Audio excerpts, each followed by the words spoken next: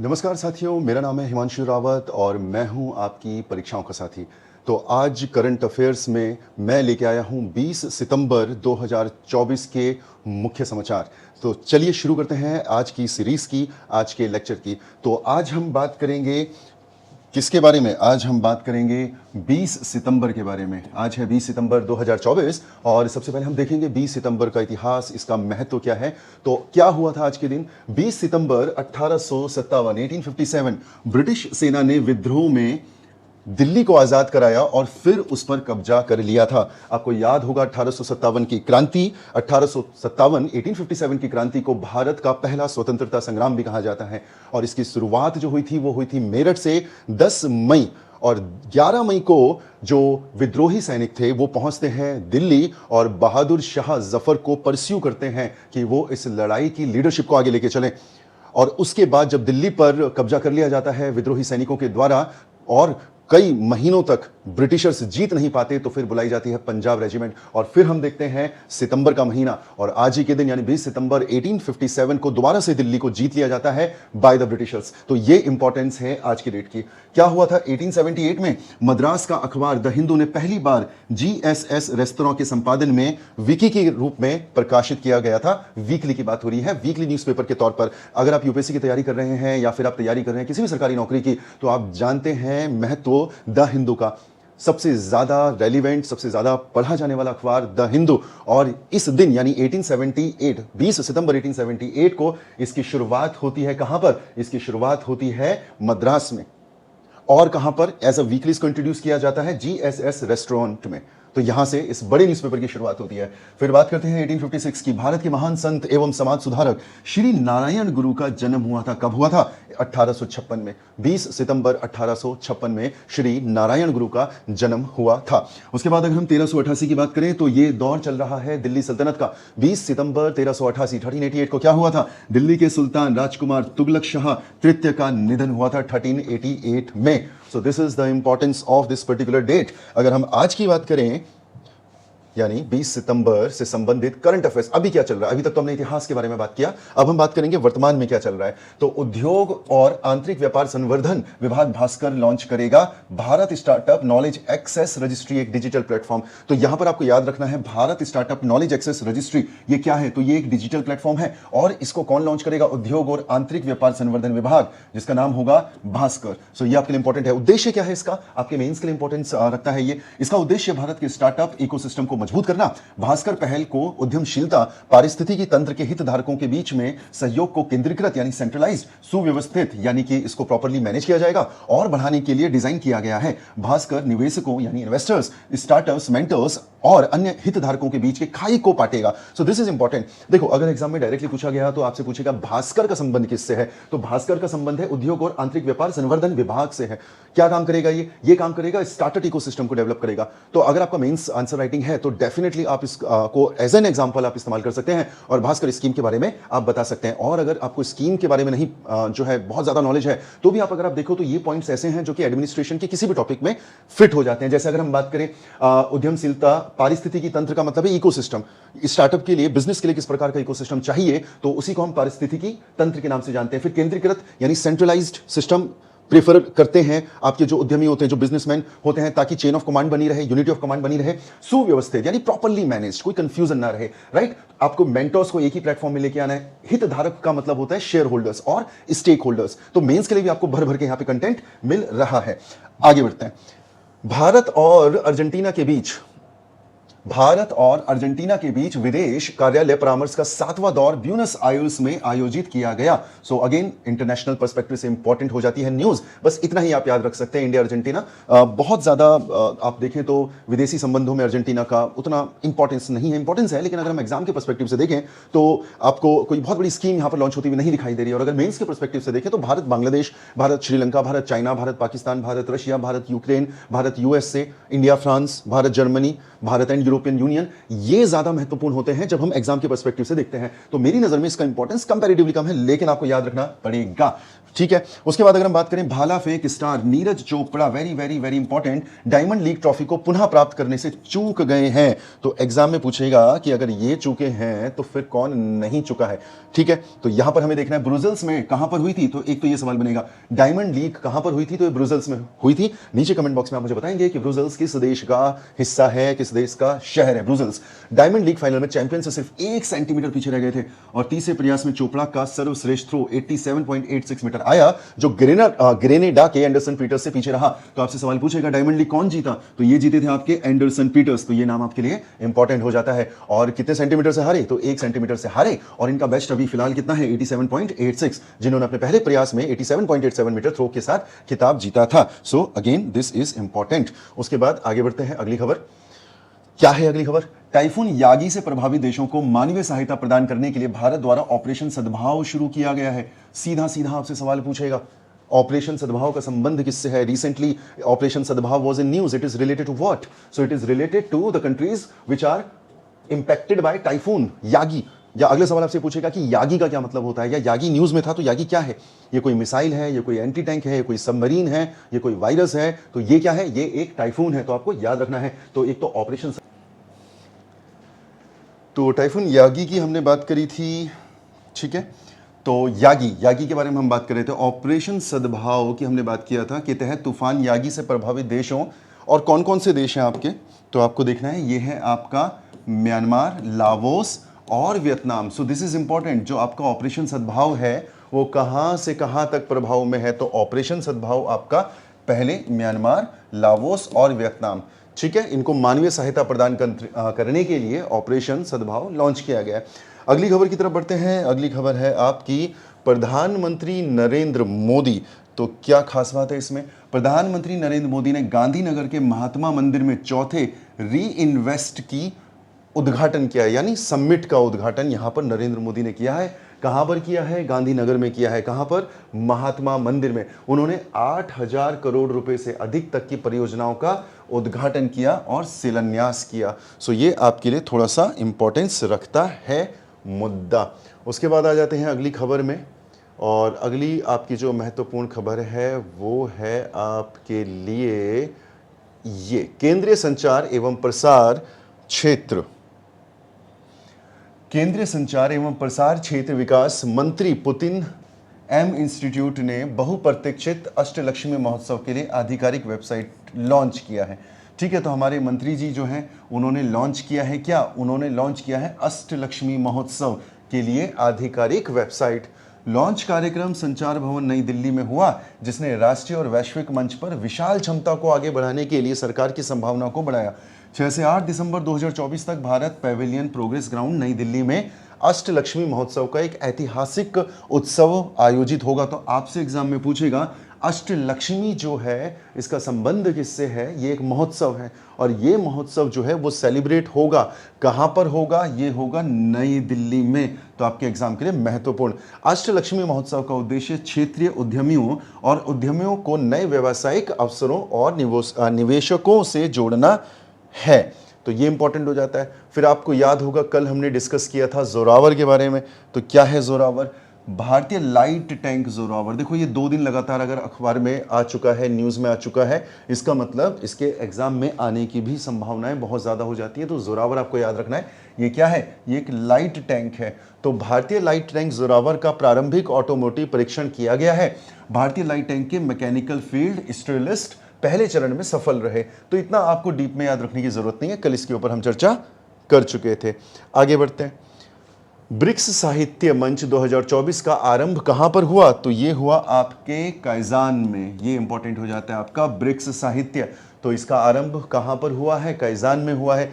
Conference का आधिकारिक उद्घाटन काइजान के मेयर इल्सुर मेटेसिन ने किया था। वैज्ञानिक ब्रिक्स के 2024 संस्करण की थीम विश्व साहित्य में नया यथार्थ, धार्मिक, राष्ट्रीय शास्त्र और निर्माण का संवाद है। यह सम्मेलन ब्रिक्स देशों के लेखक, तत्व, सिद्धांत, कला और धर्मशास्त्र का संगम है। कल भी हमने बात किया था ब्रिक्स के बारे में, क्योंकि कल भी ये चर्चाओं में था, इसलिए आपके लिए ये मुद्दा महत्वपूर्ण हो जाता है। आगे बढ़ते हैं। कॉर्पोरेट मामलों के मंत्रालय कॉरपोरेट मामलों के मंत्रालय ने कंपनी कानून के तहत national bank for financing infrastructure and development को सार्वजनिक वित्तीय संस्थान के रूप में अधिसूचित किया है। तो यह है आपका नंबर 1 कॉरपोरेट मामलों का मंत्रालय यानी मिनिस्ट्री ऑफ कॉरपोरेट अफेयर्स।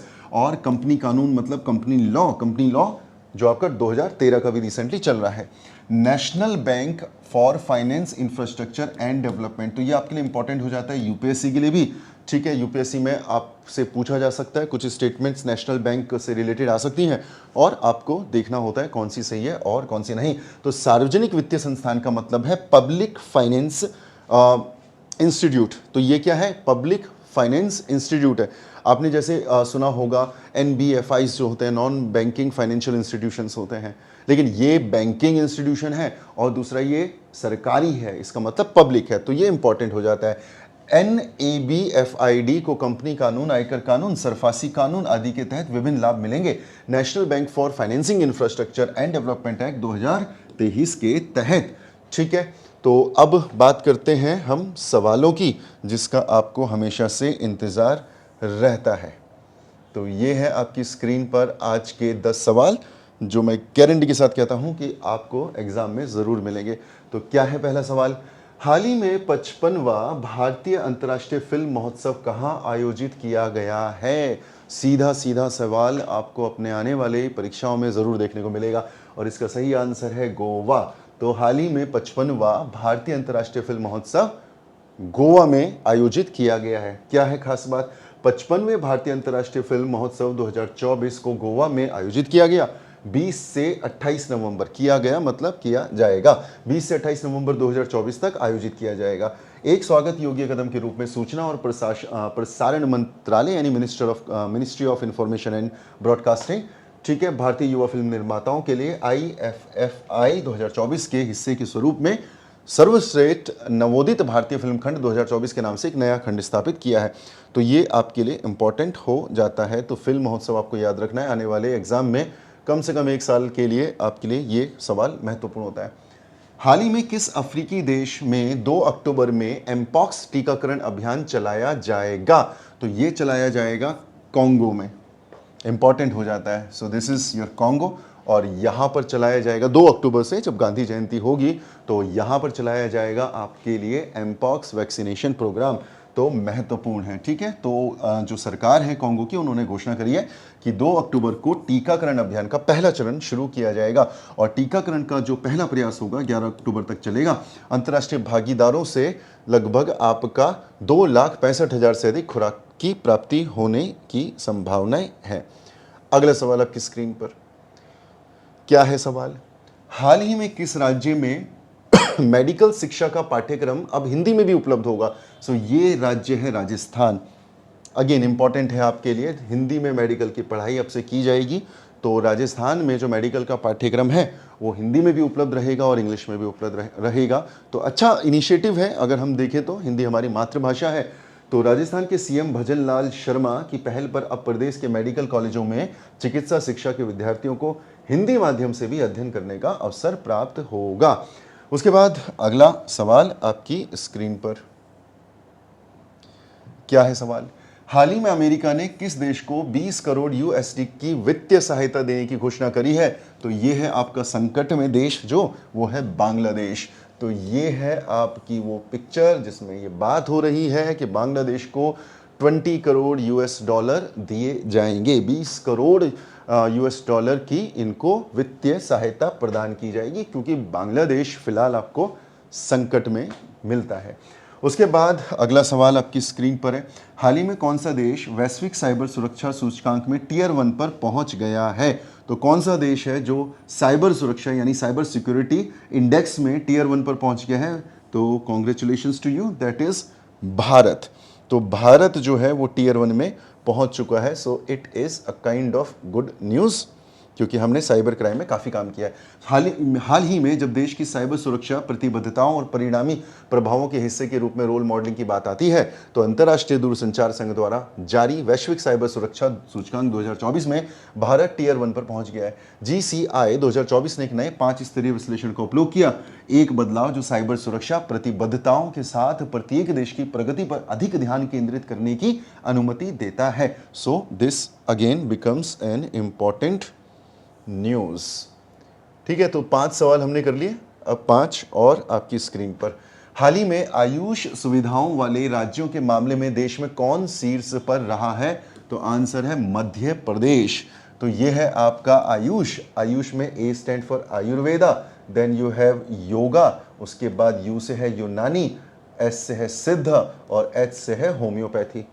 फिर से रिपीट करते हैं, मेरे साथ आप रिपीट करिए। आयुष में A stand for Ayurveda, Y stands for yoga, उसके बाद U आता है यूनानी के लिए, S आता है सिद्धा के लिए और H आता है होम्योपैथी के लिए।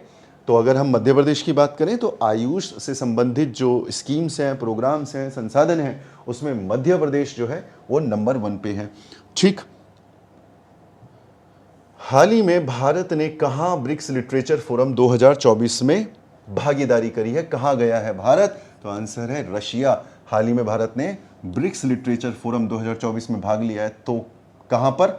रशिया में। ठीक है, तो ये भी इंपॉर्टेंट है। अल्जीरिया वाली खबर हम कल कर चुके थे, तो एक बार जिन्होंने कल का वीडियो नहीं देखा वो आप देख सकते हैं जाके। हाल ही में भारतीय अंतर्राष्ट्रीय समुद्री विवाद समाधान केंद्र का शुभारंभ कहां पर हुआ है? तो ये हुआ है गोवा में। क्या है ये? भारतीय अंतर्राष्ट्रीय समुद्री विवाद समाधान केंद्र। तो हाल ही में गोवा में संपन्न हुई 20वीं समुद्री राज्य विकास परिषद की बैठक में भारतीय अंतर्राष्ट्रीय समुद्री विवाद समाधान केंद्र का शुभारंभ किया गया था। ठीक है, और 9th क्वेश्चन आपकी स्क्रीन पर है। हाल ही में केंद्रीय गृह मंत्री अमित शाह ने, एक सेकेंड, थोड़ा सा बड़ा कर देते हैं इसे। ओके, हो गया बड़ा, ठीक है। हाल ही में केंद्रीय गृह मंत्री अमित शाह ने किसे राजभाषा कीर्ति पुरस्कार प्रदान किया है? तो इनका नाम है वी श्रीनिवास। तो ये रहे आपके होम मिनिस्टर अमित शाह और ये हैं आपके वी श्रीनिवास और इनको मिला है राजभाषा कीर्ति पुरस्कार। तो एग्जाम में आपसे पूछेगा राजभाषा कीर्ति पुरस्कार किसे मिला है? तो ये मिला है वी श्रीनिवास को।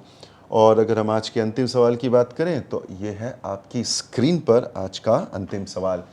हाल ही में भारत की दूसरी सबसे बड़ी तितली प्रजाति कहाँ खोजी गई है? भारत की दूसरी सबसे बड़ी तितली प्रजाति, और इसका सही आंसर है मदुरै।